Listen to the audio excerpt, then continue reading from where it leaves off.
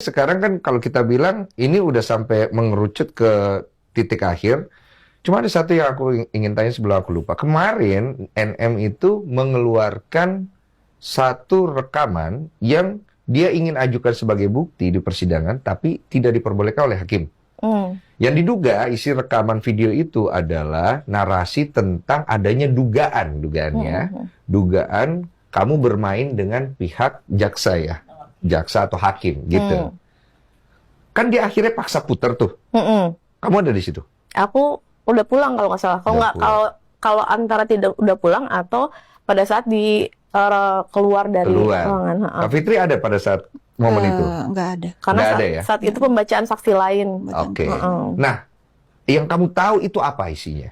Aku lihat di media sosial tapi nggak begitu jelas. Ya nggak begitu jelas. Tapi apapun itu, aku sangat amat pastikan itu bukan suara aku.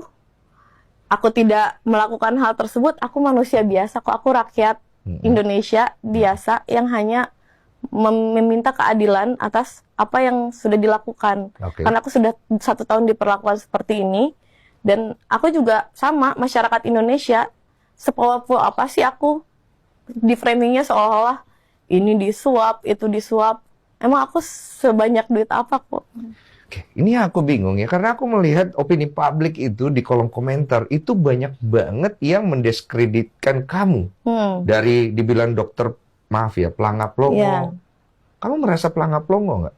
Ya mungkin mereka menilainya seperti itu, tapi ya nggak apa-apa. Oke, terus kamu dibilang banyak hal yang tadi kamu sampaikan. Nah, kamu merasa itu apa? Ya sebenarnya dari kejadian ini mungkin ya, aku kan udah 1 tahun, hampir 1 tahun lah mengalami ini dan aku masih shock dan sampai saat ini pun sama. Ya?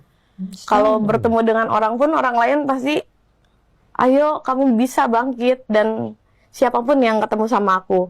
Ya mungkin itu yang dijadikan pelangap-pelongo, tapi ya mungkin ya aku dari situ aku punya kesedihan yang orang lain nggak rasain gitu, apa yang aku rasain. Tapi ya dengan bahasa seperti itu, ya itu jelas-jelas tambah bikin aku tambah down.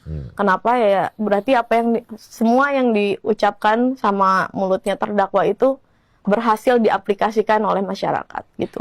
Suka eksistensi nggak? Nggak begitu sih kalau, cuman aku sukanya ini aja, suka nyapa pasien, suka konsultasi, terus karena ada media sosial jadi aku bisa live, bisa bertemu dengan pasien-pasienku di semua cabang.